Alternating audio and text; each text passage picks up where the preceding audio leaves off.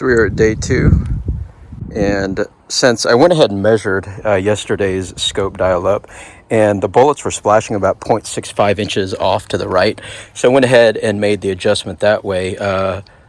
Horizontally, it looked really good. Is that right? No, vertically, it looked really good. Horizontally, it was off to the right, so I made the adjustments there. And so I went ahead and got onto my iStraylock app and figured out my dial up for 230 yards. I do have my chronographer here, and I'm going to use the 43.2 grains. I've only got 4 pieces of good brass. I went ahead and measured one of the other primer pockets, and it was already blown out. So this may be the end of this primer's life here. So I'm going to be really lucky if I get this. I think I guessed the dial up right. So we'll see. I think I need to go up 1.65 inches from where I am at 230 yards. We'll do a velocity check. I don't have my pad here, but I do have that piece of wood that I'll write on. Real quick side note, I've been using a mat for my chronographer, and the reason is this muzzle brake has a tendency to blow debris everywhere, especially out on this property, and when the wind is going this direction right into it, it'll literally blow into that chronographer, and it'll make an error sign, not giving me the velocities that I need. And so we'll go ahead and take these shots. I've only got 4 bullets. All right, 2 other things. It is extremely windy right now. It's gusting about 20-ish miles per hour, but coming from this way, so I'm not going to adjust for any of the winds. My experience with a Creedmoor, out to 400 yards, the wind isn't really that big of an issue, so I hope my chronographer's lined up right.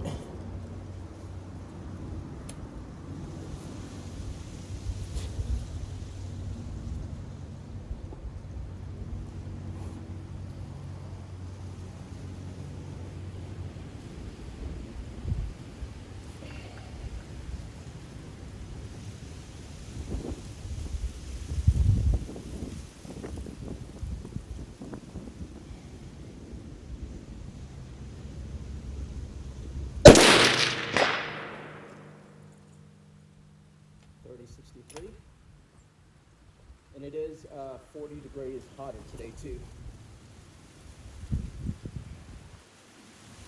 I'm not going to adjust for that. I want to see if it's consistently splashing in the same spot.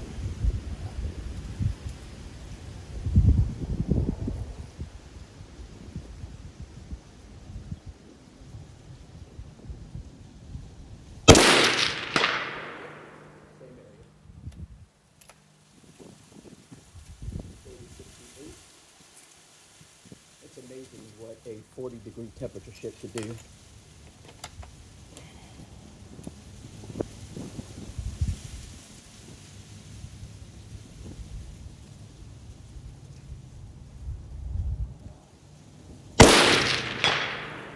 This bullet's accurate. 3097.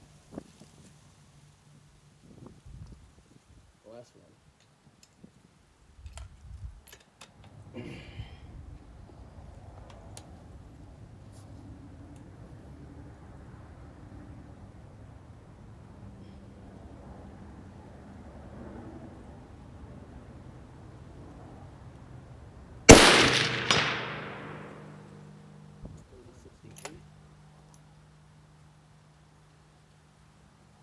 That made a lot of noise. Let's go down there and check it out. And those bullets were stacking up on each other. Look at that. 1, 2, 3, 4. So one went a little bit farther right, but those 3 right there, talk about sub MOA. Wee, wee, wee, wee. I'll go up there and take measurements on that, but at 230 yards, I could definitely live with that. Here's the data that I jotted on the wood block here. Check out the consistency and velocity minus this one here. What was really awesome about these cases today is there was 100% consistency with the overall length of 1.917, the neck at 2.94, the shoulder at 0.463, and the base at 0.471, 100% consistency. Where the difference was with a 30 FPS velocity jump is the primer pockets. I went ahead and pulled all the primers out of this. In this case, this one here, the primer pocket extended to 0.208, and again 0.206 is the average that I typically get, as you can see here. and this one has expired. Now, somebody already mentioned in my last video that I need to anneal my brass, especially for the velocities I'm getting out of here. And by the way, the increase in velocity from 30, whatever that is, roughly 3064.5 there, compared to yesterday's 2980, is I had my chronograph about 1.5 feet closer, basically 2 feet in front of me. And the reason I did that is it was going to slope off and I wouldn't be able to use it. So anyways, that's what the increase in the velocity there. So I am going to stick to the 2980 that I typically have. And when I dialed in my scope, the horizontal was a little bit off to the right, but the vertical was good. So I know that the dial-up's true. So I'm going to keep my velocities as a 2980, and hopefully that will last throughout the summer. Somebody said that Alliant R16 or Alliant powders are typically temperature sensitive. I believe that's absolutely true, except when you're pushing it to the extremes that I am. Somebody else mentioned that I'm shooting these at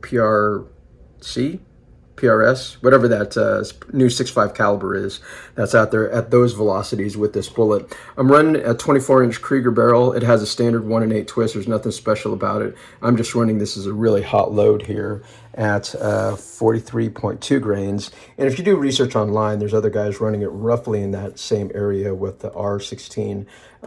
So yeah, I know I'm in a safe zone there. So yeah, this is the end of this brass life. I'm probably get one more shooting out of this. This is the 11th firing out of this. Unlike other folks, I typically use the same 10 rounds of brass until they die. So I know what my lot numbers are. And so this set of 10 is about dead. And so I'll work up to the next lot, especially with nozzler, especially with components being what they are. So I've got a good load. Hopefully that'll last me throughout the summer, taking this thing prairie dog hunting again. Yeah, and we're going to get on to it. So stay tuned for my next adventure.